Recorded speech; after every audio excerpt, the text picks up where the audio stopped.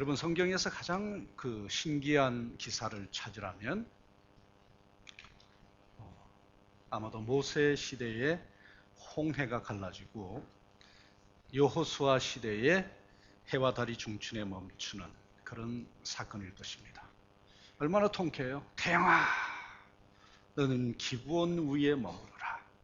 달아, 너도 아얄론 골짜기에서 그랄지어다. 그랬더니 그 해와 달이 중춘에 멈추는, 말로만 들었지 도무지 가능할 것 같지 않던 그 놀라운 초자연적인 현상이 이스라엘 사람들의 눈앞에 펼쳐진 거죠. 그리고 이제 가장 통쾌하도록 은혜로운 기사를 성경에서, 신약에서 찾으라면 저는 오늘 본문이라고 생각합니다. 내용이 얼마나 통쾌합니까? 죄 없는 자가 먼저 여자를 돌로 치라. 간음마다 잡힌 여자에게 그녀를 정죄하는 종교 전문가들에게 죄 없는 자가 먼저 돌로 여자를 치라. 예수님이 어떤 메시아인지, 그리고 복음의 은혜가 얼마나 깊고 넓은지 실감시켜주기 때문에 그렇습니다.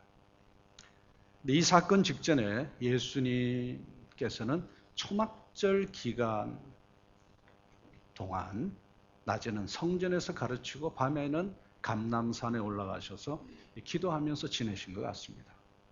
그날 예루살렘에 돌아와서 백성들을 가르치기 시작한 시간은, 그래서 아마 먼 동이 트는 그런 시간이었을 것입니다.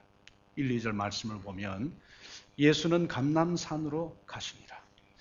저는 이게 번역 선교사가 돼서 좀 예민해서 그런지 몰라도요, 예수는 이렇게 번역된 건 제가 좀 그래요. 예수님 그래야 되지 않겠습니까? 성령도 성령님. 너무 위대하시고 우리에게 보통 하나님이 아니잖아요. 어떻게 우리가 그 이름을 이렇게, 성경이 그렇게 쓰여 있으니까.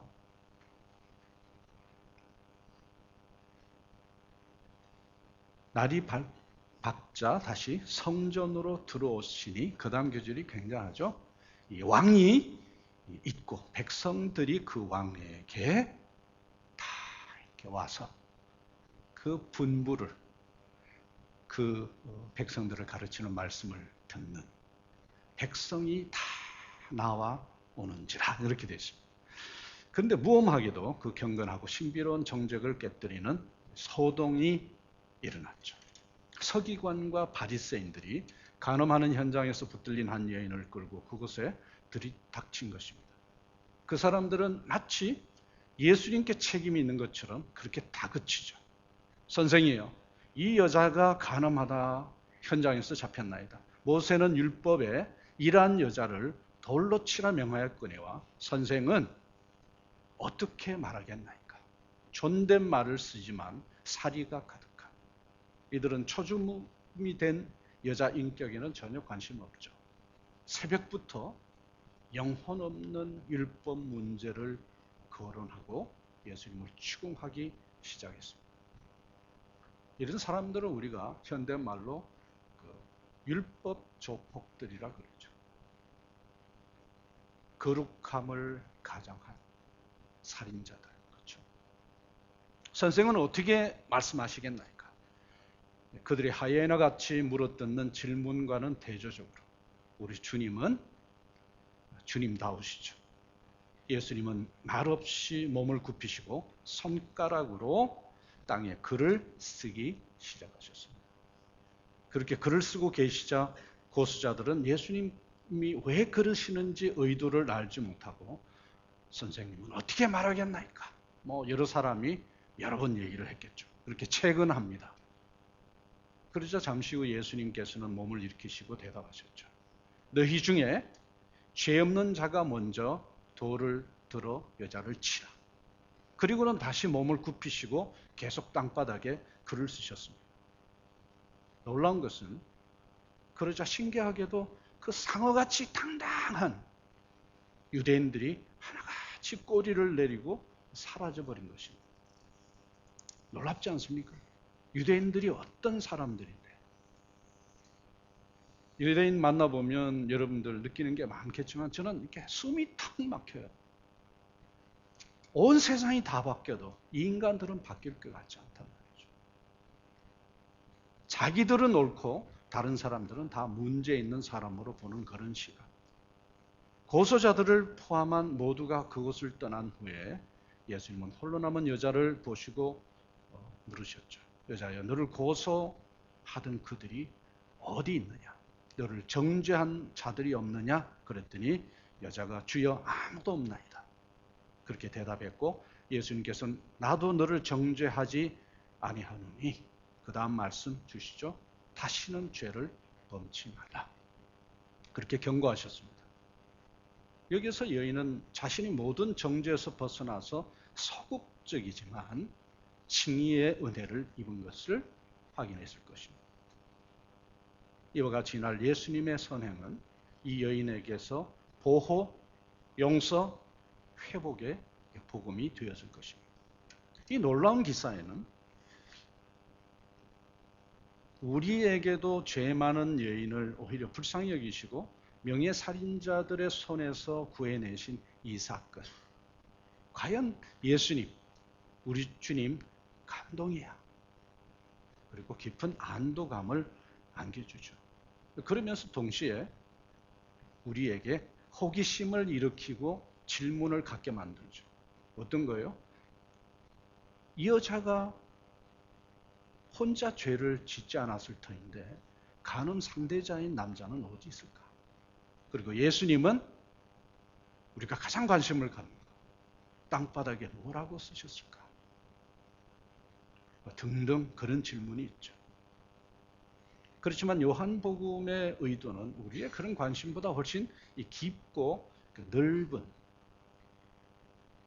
그런 쪽으로 가 있습니다.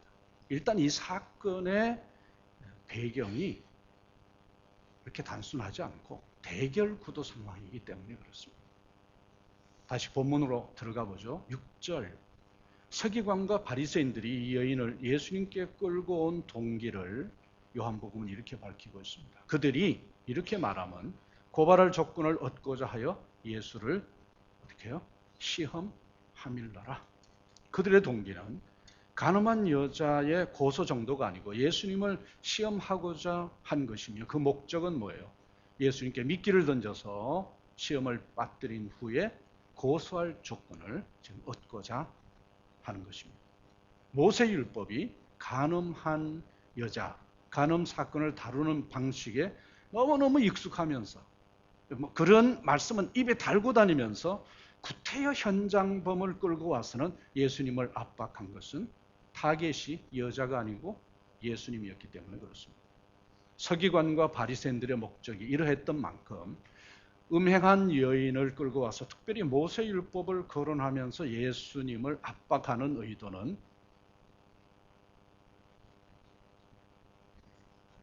함정에 빠뜨린 후에 살해할 목적이죠.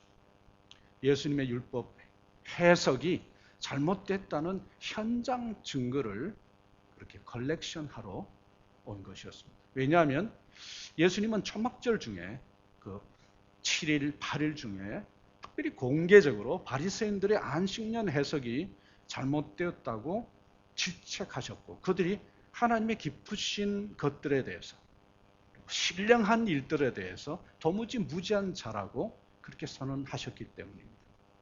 여러분, 이스라엘에게 평생 율법을 가르쳐온 선생들을 상대한 예수님의 말씀이 얼마나 그들에게 상처가 됐겠습니까? 가령 여러분들에게 늘 복음을 선포하는 그 송모 목사님이 계시는데 누가 와서 송 목사님의 성경 해석과 말씀이 도무지 성경적이지 않다 그러면은 송 목사님이 저를 죽이려 하겠죠. 가능하지 않는 얘기일 수도 있습니다만 그런 정도로 계속해서 서기관과 바리새인들은 율법을 가르친 사람이에요. 예수님이 이스라엘 사람들을 그 초막에 그 의식주가 불과한 곳에 초막처럼 지어서 보호하신 그 은혜를 누리는 기간 동안에 가장 야단을 많이 맞은 분들은 이 바리새인과 서기관들이에요. 이분들이 얼마나 자존심을 구겼을까요? 얼마나 분노했을까요? 그러나 사실은 그것은 진폐 앞에 위조 지폐가 발각나는 것이라든가 혹은 빛이 들어올 때 어둠이 입는 상처같이 정당한 것이죠. 나쁜 사람을 나쁜 사람이라 그런 거죠. 진실이 아닌 것을 가짜라고 얘기를 한 것이죠. 정당한 것입니다. 그렇지만 여러분, 어둠이나 가짜는 그런 얘기를 들을 때 얼마나 화가 날까요? 그런 경우입니다. 많은 경우에 서기관들과 바리새인들은 예수님의 권위 있는 가르침에 압도되어서 한마디도 제대로 반박하지 못했죠. 그러나 여러분, 그 진리에 승복한 것이 아니고 오히려 더욱더 우리가 성경을 보면 완악해져서 결국 예수님을 십자가에 매어 달잖아요. 어둠이 빛을 이기는 것처럼 보이는 십자가가 그래서 왜 중요해요?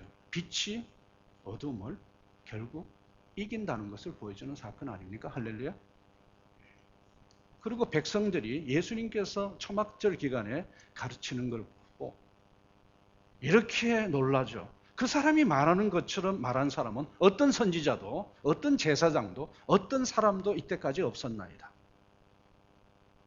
7장 45절 보면은 그렇게 고백했는데 이 바리새인들이나 율법사, 서기관들은 이렇게 야단을 치죠. 너희도 미혹되었느냐 이 바보들아.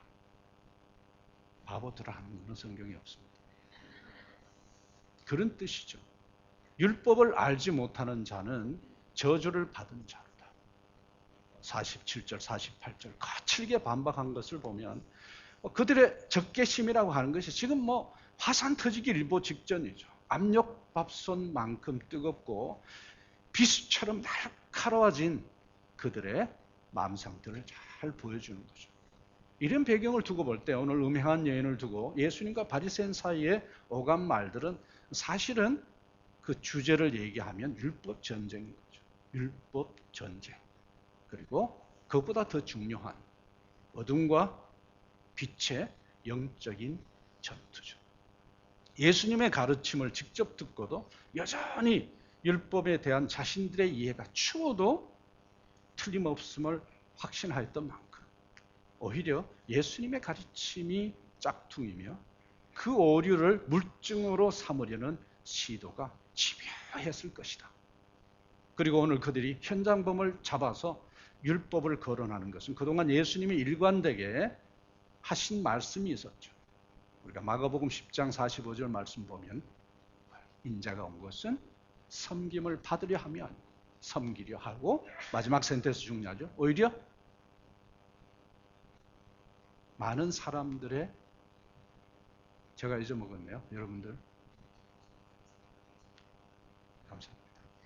자기 목숨을 많은 사람들의 대속물로 주려 함이니라 하시니라. 그렇죠? 그렇게 일관되게 늘 말씀하셨죠. 그렇게 죄인들을 가까이 했으니 간음한 자를 돌로 치라 하는 모세율법도 부인하거나 그러지 않으면 흐릴 것이라는 계산이 서 있었기 때문일 것입니다. 그런데 예수님은 그들의 계산, 예상을 훨씬 뛰어넘는 분이었죠. 저는 이 기사를 보면서 속 시원해요. 놀랍다. 그렇게 잡아 죽이려고 설치는데 이 사람들을 배려하고 사랑하는 주님의 모습을 우리가 볼 수 있으니까 뜻밖에도 몸을 굽혀서 대꾸하지 않고 땅바닥에 글을 쓰기 시작하셨습니다. 성경은 그 내용에 대해서 기록하지 않습니다. 그렇지만 글을 쓰시다가 그들에게 일어나서 죄 없는 자가 먼저 돌로 치라고 하시자 그들의 양심이 가책을 받고 돌아갔다고 한 만큼 그 내용이 고소자들의 죄를 지적하는 것이었음은 분명한 거죠. 그것이 십계명이었는지 다른 무엇이었는지 알 수 없지만 그 내용은 잃는 사람들, 자칭 의인들의 의표를 찌르고 양심의 가책을 일으키는 그런 내용이었으면 분명합니다.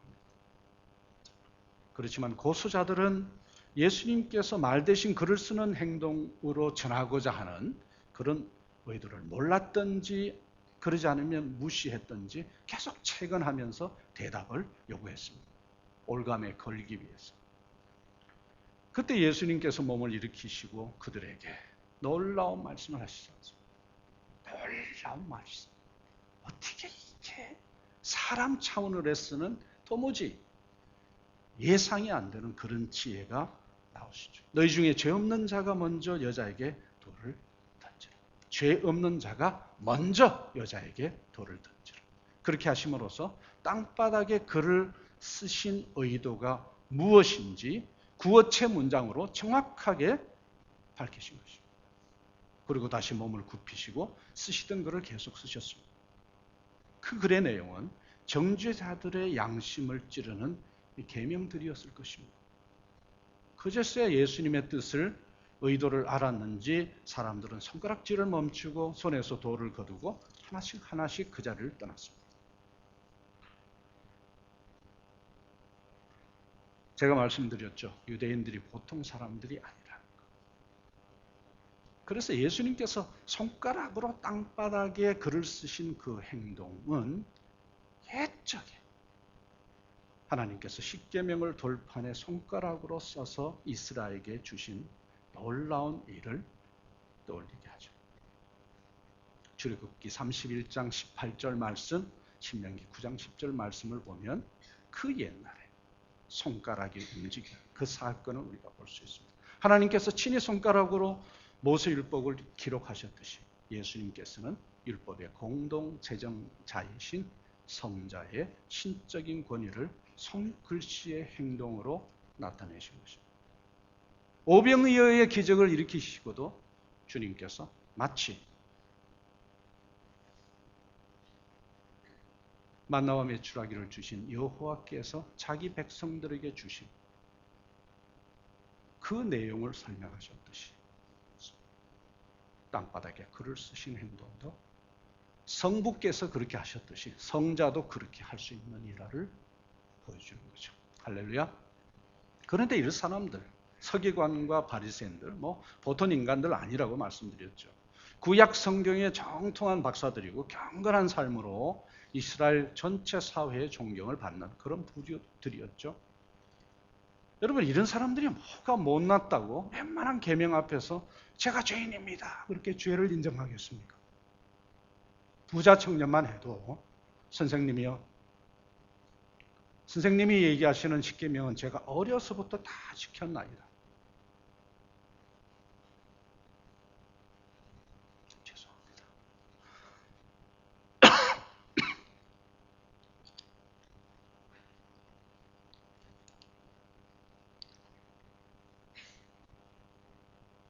어떤 목사님들은 그 성도님들이 목마른 상태인데도 앞에서 막 물을 마시더라고요.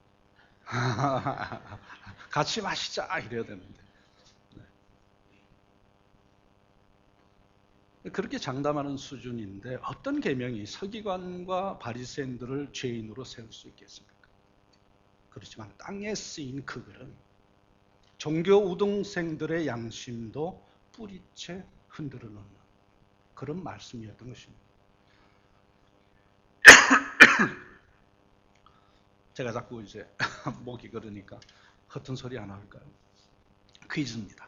여러분, 구약의 서기관들 가장 많이 닮은 코리안 누구라고 생각합니까? 서기관. 예수님 닮은 그는 우리 송 목사님이니까 퀴즈 할 필요 없고요. 제일 서기관을 닮은 그런 사람. 사실은 저 같은 성경 번역 선교사예요. 잘한 성경 지식이나 설교에 감동할 그런 인간 아니에요. 워낙 성경을 오랫동안 보고, 저는 큐티를 30년 이상 했고, 원어 알고, 그러니까 성경을, 많이 안 보면 살지 못하는 쪼다급이니까 그 쪼다에게 비어있는 공간을 채워주기 위해서 주님께서 많은 깨달음과 은혜를 부으셨죠.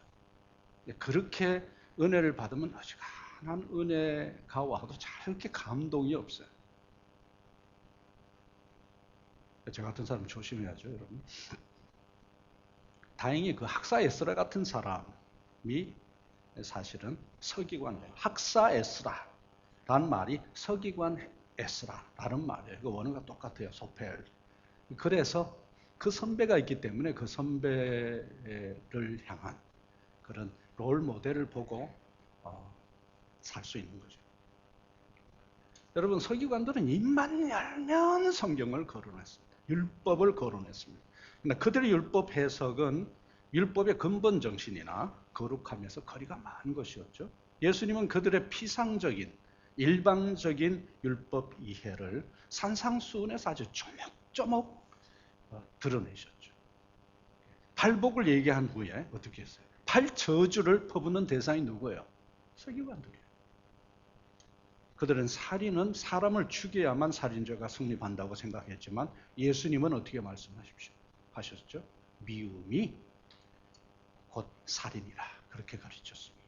또 음욕 자체가 간음을 해서 간음죄가 아니고 음욕 자체가 간음죄라고 가르치시면서 율법의 참뜻이 얼마나 높고 거룩하고 엄중한지를 밝히셨습니다. 모세는 듣고 전한 것뿐이지만 예수님은 바로 그 법을 세우신 입법자이심으로 누구보다 정통하게 율법의 뜻을 아시고 가르쳤을 것은 자명한 거죠. 그런데 여러분, 죄 없는 자가 먼저 돌로 치라는 말씀은 죽을 죄를 짓고 정죄당하는 여인을 불쌍히 여기시고 구원하기도 했지만 그 여인을 정죄하는 유대인들, 서기관들과 바리새인들을 대상으로 했다는 점이 중요하죠. 서기관과 바리새인들도 여자를 고소하는 것보다 예수님을 고소할 목적으로 함정을 받지만 예수님은 여자를 구하기보다 여자를 정죄하는 바리새인과 서기관들에게 은혜를 베푸시는 그런 목적으로 글을 쓰시는 것이죠. 할렐루야. 대단하신 사람이라면 어른이시고 하나님이시니까 참 놀라운 분이시다. 예수님은 여인뿐 아니라 여인을 정죄하는 그들도 불쌍히 여기시고 그들을 위해 땅바닥에 글을 쓰시고 그 참뜻을 알리시고 계신다. 여기서 율법 준수에 관한 그 신명기의 가르침을 한번 살펴보죠. 하나님은 신명기 마지막 부분에서, 신명기란 뜻은 뭐죠? 두 번째 주는 율법. 첫 번째 율법을 지키지 못하기 때문에, 그 돌판을 깨뜨렸기 때문에 두 번째 준 율법이 신명기 아닙니까? 그 신명기에서도 순종하면 살 것이니 율법을 지키라라고 하신 후에 그 다음에 중요한 규조를 덧붙이십니다. 이스라엘은 그 부패하고 완악한 성품을 인하여 결코 율법을 지키지 못할 것이라. 그렇게 예언하고 있어요. 신명기 31장 14절에서 29절. 흥미롭지 않습니까? 흥미로운 게 아니고 긴장되지 않습니까? 왜 바로 앞에 말을 부정하듯이 이스라엘의 율법 완수가 가능하지 않음을 말씀을 하실까요? 지금 두 번째 쓰는 율법에서 앞뒤가 맞지 않는 이 말씀의 참뜻이 무엇일까요? 우리에게 무엇을 가르쳐 주는 것입니까?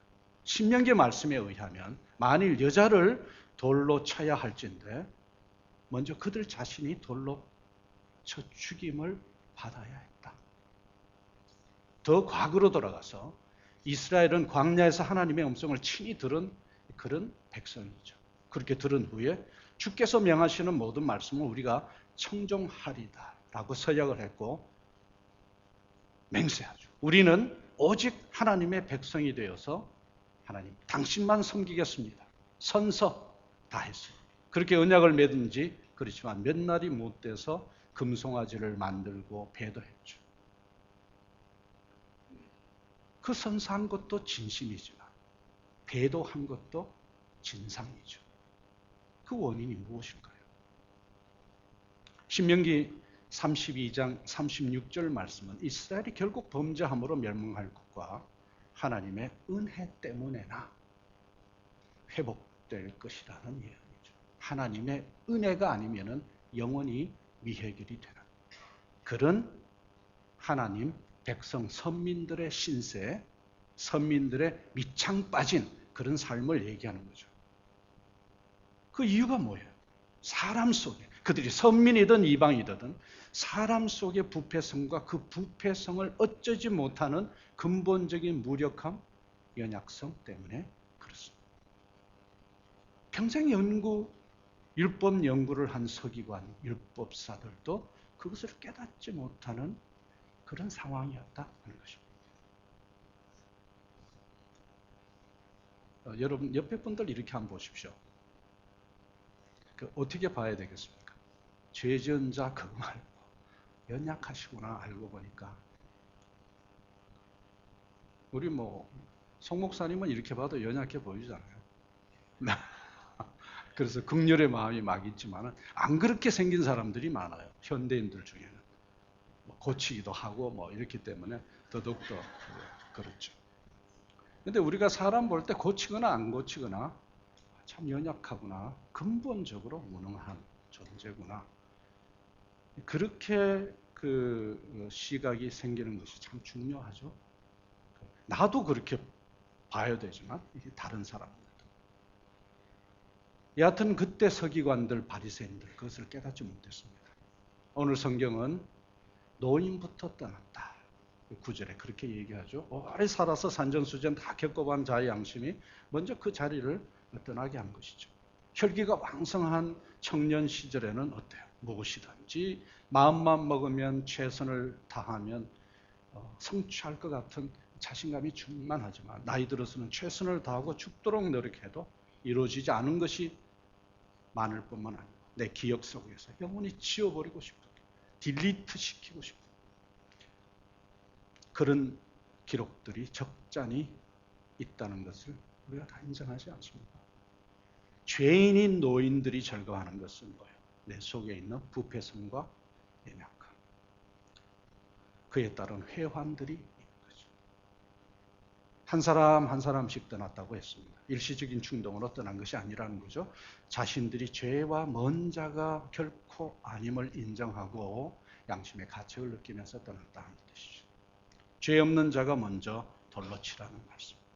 무슨 말이야? 너희들은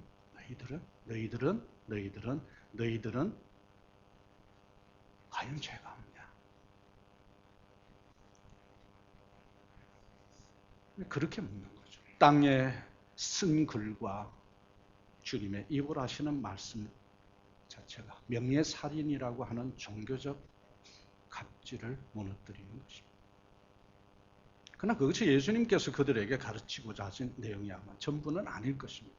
예수님은 그들이 양심의 가책을 받아서 그 자리를 떠나는 모습을 보기 원하는 것이 아니었을 것입니다. 오히려 그들이 예수님께 나와서 그 앞에 무릎 꿇고 은혜 구할 것을 진심으로 바랐을 것입니다. 죄 없는 자가 먼저 돌로 치라 하시는 말씀은 예수님의 말씀에 종교 폭력에서 목숨을 구한 그 여인뿐만 아니고 바로 그 말씀 때문에 가짜 의인들의 죄도 용서받을 수 있기 때문에 그렇습니다. 그러나 그들은 예수님으로부터 아무런 은혜도 유익도 얻지 못하고 떠나버린 거죠. 참 썰렁하죠. 마치 유다처럼 깔끔 떠는 사람들. 유다의 문제는 무엇이었습니까? 자기에 대한 해석과 자기에 대한 대비가 너무나 깔끔했던 사람. 예수님도 어쩌지 못하도록 자기 바운드를 철저히 치고 자기가 잘못했다고 생각하니까 자기 생명조차도 자기 것이 아닌데도 불구하고 자기 생명은 청지기로서 하나님 앞에서 그 생명을 잘 보양해야 함에도 불구하고 너무 엄청난 죄를 지었기 때문에 자기 스스로 자기 목숨을 걸고 그래서 주님의 마음을 수없이 죽여놓는 그런 깔끔병이었죠. 이 사람들도 마찬가지예요. 죄 없는 자가 돌로 치라 했을 때 내가 죄 없는 자가 아니라면 주님 앞에 잘못했다고 회개해야죠. 그래서 그들은 가늠하다 잡힌 여자보다 더 불행한 길을 택했다 하는 것입니다. 예수 왕국의 특징이에요. 어지간히 죄 지은 사람보다 그 죄를 정죄하는 사람을 예수님께서 갈구신다는 거죠. 결과적으로 예수님께서 참으로 전하고자 하신 하나님의 사랑은 오직 이 여자 한 사람에게만 적용이 된 거죠. 이 여인은 죄 없는 자가 먼저 돌로 치라고 하신 말씀에서 단순히 계명을 잘 지키라는 메시지를 들은 것이 아닐 것입니다. 이 여자는 내 속에는 나의 간음하는 과정을 돌아볼 때 내 속에 빠져있는 어떤 남자를 사랑하는 그 사랑이 나에게 오면 그것이 행복일 것이고 해결일 것이라고 생각을 했겠죠. 우물가의 여인처럼. 내 속에는 결코 그러나 계명을 완수할 능력이 없다는 사실을 절감했을 것입니다. 예수님께서 이 말씀을 하실 때 죄인을 용서하시는 은혜의 복음이 그녀를 지옥에서 천국으로 옮긴 것을 그때 다소 체험했을 것입니다. 초막절 기간 동안에 예수님께서 가르치신 생수의 은혜가 바로 이런 종류의 것입니다. 명절 끝날 곧 큰날에 예수께서 그 위험한 상황에서 서서 외쳐 publicly 그렇게 선포하시기를 누구든지 목마른 그든 내게로 와서 마시라. 나를 믿는 자는 성경에 이런 것 같이 그 근원의 중심에서 그 배에서 생수의 강이 흘러나리라. 성경 그 뒤에 한 센텐스를 붙이죠. 이것은 앞으로 보내실 누구에 관한 것이라고요? 성령을 이루리라. 여러분, 우리는 별로 이런 얘기하면 나는 죄인이 아닌데 저 선교사는 우리를 오늘 와서 어버이날 와서 부모들 아주 죄로 몰아붙이네 이런 생각을 하셔요.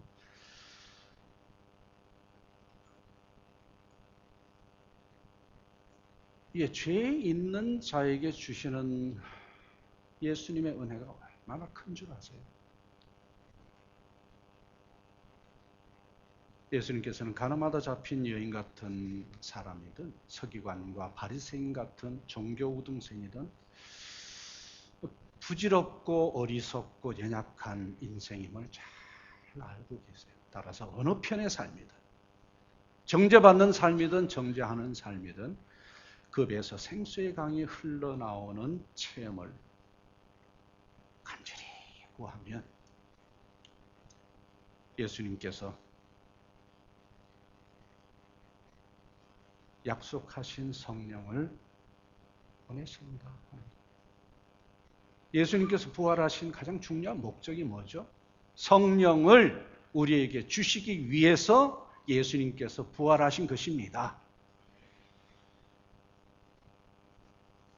그럴 때 우리가 그 성령님을 받고 비로소 홍해를 건너고 요단강을 건너고 가나안으로 향하는 그런 진행이 시작되고 또 여러분들은 지금 이까지 와 있지 않습니까? 그 놀라운 일을 위해서 친히 예수님께서 십자가에 달리셨고 부활하셨고 그리고 결국 성령을 오셨지 않습니까? 성령이 오셨네. 성령. 얼마나 놀라운 일일까요? 춤을 추고 뛰고 그래도 내 같은 인생이 어떻게 이런 일이 날 수 있는 거죠? 이 못된 것이 다른 사람이 어떻게 보든 내가 볼 때는 영성도 꽝이고 지식도 그렇게 있지 않고 성격도 인격도 별론데 어떻게 그런 일이 있을 수가 있나? 주님의 말씀 뭐예요? 네가 그러니까 내가 더욱더 성령을 부어야 되지 않겠나? 믿습니까 여러분? 못날수록 못생길수록 모자랄수록 주님 제가 이 은혜를 받아야 돼요. 여러분 그래서 성령을 얘기할 때마다 우리가 눈물이 나죠. 좋죠. 어떻게 이런 일이 날 수 있나? 예수님께서 돌아가셨을 때 마태복음 27장 51절 말씀을 보면 성소의 휘장이 찢어지는 그렇죠? 그것은 우리는 예수 그리스도 이름으로 그 성소를 지나서 지성소로 갈 수 있다는 뜻 아니잖아요. 고린도 전서를 보면 찢어진 휘장 뒤에 있는 지성소에 하나님이 왜 계시겠는가? 하나님께서 나오셔서 새로운 성소를 펼치는데 어디로 가신다? 우리에게 오신다. 할렐루야. 성령이 얼마나 놀라워요. 예수님께서 얼마나 호하세요. 우리 필요한 것을 우리보다 더 잘 아시죠. 우리가 얼마나 좋은 사람인지 나쁜 사람인지 우리보다 우리를 더 잘 아시죠. 하나님을 직접 아시는 분. 그것을 즐겁게 임마누엘 하신 예수님을 생각할 때 우리는 죄송하죠. 예수님이 얼마나 임마누엘 하면서 우리 같은 수준으로 내려와야 때문에 너무너무 죄송하잖아요. 그러면서 어때? 우리가 하나님의 수준으로 되니까 예수 믿는 사람의 희로애락이 약간 그 정신 분석학적으로 조금 이상한 사람이 되죠. 할렐루야. 왜냐하면 그분이 우리 속에 들어왔기 때문에 그런 거 아니에요. 이 기쁨과 죄송함, 슬픔과 기쁨이 공존하는 거죠. 그래서 재미난 찬양도 하다가 울었다가 약간 그 또라이처럼 그렇게 되는. 여러분 혹시 누군가의 고소를 받아본 적 있어요? 집요한 고소. 집안에 되게 그런 일들이 이제 많죠. 아니면 마음으로 지금 누군가를 고소하거나 정죄하는 그런 상황입니다. 우리는 주님의 공로로 의인이 됐지만 사실은 뭐예요? 주님의 크신 은혜 때문에 용서받은 죄인, 용서받은 의인이죠. 따라서 죄 없는 자가 먼저 돌로 치라는 말씀 앞에 우리가 어떻게 반응해야 할까요? 그것이 중요한 거죠. 저는 여러분들이 율법사나 바리새인들이나 서기관이 되지 않길 원합니다.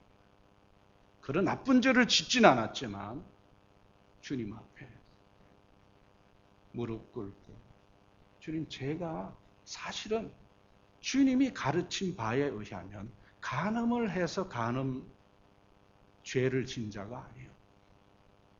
살인해서 살인한 자는 아니지만 주님이 말씀하신 예수 왕국의 헌법을 보면 저는 살인자요, 간음자요, 주님 앞에 죄인입니다.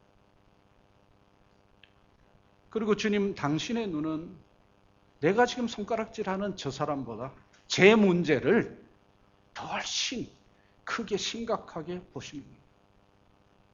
그럼 주님, 저는 이 시간에도 다시 회개합니다. 지금까지 많은 회개를 했지만 진짜 광명이 되기 위해서 주님, 제가 회개할게요. 제 속에 있는 죄가 그렇게 많은 것 같지는 않아도 이것 때문에 다른 사람이 살아나지 못한다면 주님, 그거 싫습니다. 내 죄 문제는 크진 않지만 그것 때문에 다른 사람이 죽어 있어야 된다면 주님, 저거 싫습니다. 그런 사람들이 예수쟁이들 아닙니까? 그래서 주님, 저를 불쌍히 여겨주십시오. 저를 불쌍히 여겨주십시오. 왜 현대교회에서 주님, mercy on me! 이 얘기를 못하는지 모르겠어요. 왜 현대 선교가 이 얘기를 안 하고 하나님께서 자기 주신 메시지만 전하다가 사람을 보질 못하는지 모르겠어요. 내 속에 먼저 괴물이 수백 마리가 들어와 있는 것을 왜 회개 못하는지 모르겠어요. 저는 그게 답답해요. 누구부터요? 제 자신부터 그래요. 성경 번역 끝내고 목사고 박사고 재수없이 사는 많이 가지고 있어요. 근데 내 속에 생수의 강이 흘러나는 이런 체험들이 왜 그렇게 희귀해야 될까요? 제도권 교회, 제도권 선교의 문제 아닙니까? 주님 앞에 여전히 내가 너무너무 하찮은 죄인인 줄 알고 밑바닥으로 갈게. 산상수 가난한 자는 복이 있나니 가난한 자가 복이 있다고 그러지 않습니까? 우리는 가난한 여자같이 그렇게 큰 죄는 짓지 않았을 것입니다. 그 여인에게 돌을 던지는 그런 조폭 같은 바리새인도 율법사도 서기관도 아니겠죠. 그러나 그 두 극단적인 그런 삶의 그 어딘가 중심, 그 중간 어디에 우리가 있을 것입니다. 이 시간에 우리가 주님, 제가 지은 죄가 뭔지 가르쳐 주십시오. 그리고 제가 그 회개할게요. 그래야 최소한 좋은 부모가 될 것 같습니다. 오늘 가정의 날이라고 좋은 부모가 될 것 같습니다. 그리고 다른 성도들을 괴롭히지 않는 그런 성도가 되고 싶습니다. 주님, 더 나아가서 이 구차한 삶이 사람을 살리고 다음 세대를 축복하고 땅끝을 향해서 주님께서 우리에게 나누라고 하는 이 복음의 놀라운 권세 흘려보내기를 바랍니다. 우리 이 시간에 주님 앞에 기쁘고도 슬픈 마음, 다양한 마음을 가지고 주여, 저에게 긍휼 베풀어 주십시오. 죄를 먼저 깨닫게 하시고 이 죄를 해결하신 주님 앞에 성령의 놀라운 역사를 경험하기를 원합니다. 주님, 나 무쳐 살려주십시오. 저에게 긍휼을 베풀어 주십시오. Mercy on me! 주님 앞에 한 3분 정도 좀 소리 질러서 우리 중심에 그런 마음들을, 죄책감들을, 부족한 것들을 아렵시다. 그래야 주님께서 성령으로 우리 중심에 들어오십니다. 다 같이 한번 기도하십시다.